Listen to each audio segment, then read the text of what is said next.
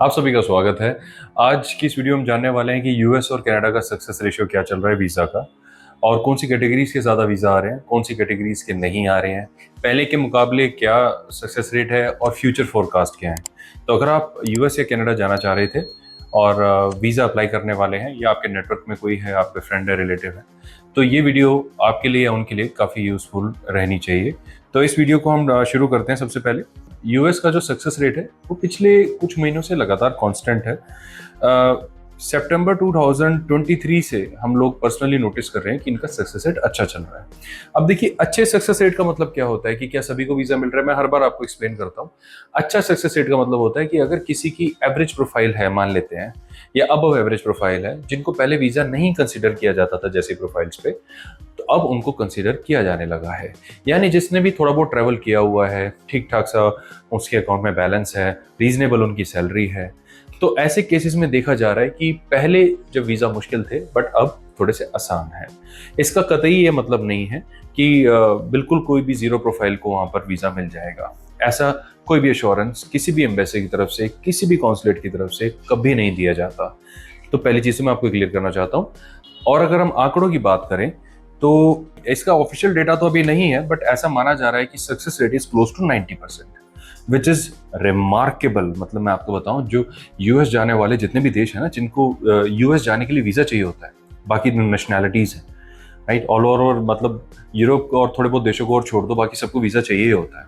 उसमें सबसे highest success rate जो है, वन ऑफ द हाईएस्ट, वो इंडियन नेशनल्स का है। और स्टडी वीजा में भी सक्सेस रेट 90% से भी ज्यादा देखा जा रहा है।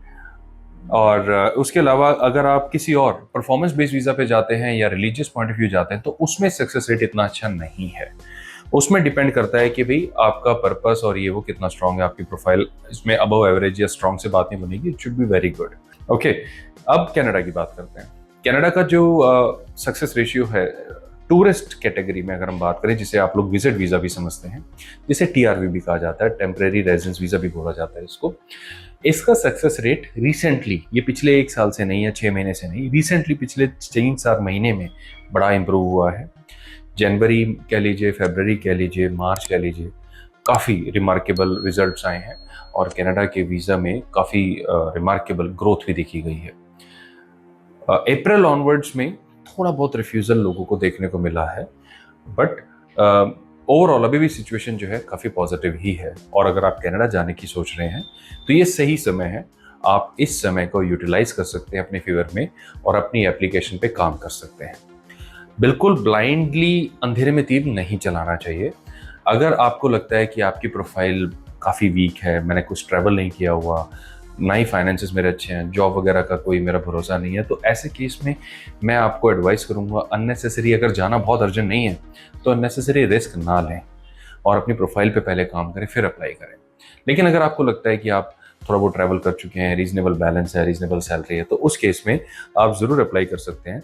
अब कनाडा में जो है कोई आंकड़े तो नहीं है, बट हमारी पर्सनल कैलकुलेशन कहती है कि 80% is a success rate, which is, आपको तो लग रहा होगा चलो यूएस से कम है, वो तो 90 था, 80 है, बट फिर भी मैं आपको बताना चाहता हूँ ये कनाडा के स्टैंडर्ड के हिसाब से बहुत ज़्यादा है।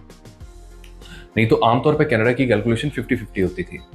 यानी अगर 10 लोग अप्लाई करते हैं तो 5 को वीज़ा मिलते हैं, 5 को नहीं भी मिलते हैं, ऐसे ही चलता रहता था इनका, राइट। तो अब जब अगर 10 लोग अप्लाई कर रहे हैं तो 8 नहीं तो 7 लोग वीज़ा के साथ ही बाहर आ रहे हैं, आप ये समझ लीजिए, राइट, मोटा मोटा। तो ये अच्छा सक्सेस रेट है। तो अगर, जैसे मैंने आपको बताया कि भाई ये सारी चीज़ें अगर आपको मैच करती हैं और आप अप्लाई करना चाहते हैं, तो यूएस और कनाडा का इस समय बिल्कुल सही है और आप चाहें तो अप्लाई कर सकते हैं।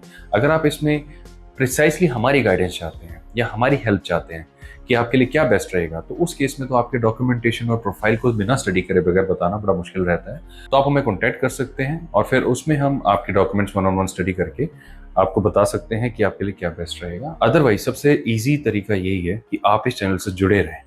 आपको इतनी इन्फॉर्मेशन मिलेगी कि आप आधे इमिग्रेशन कंसल्टेंट खुद ही बन जाएंगे, ऑलराइट।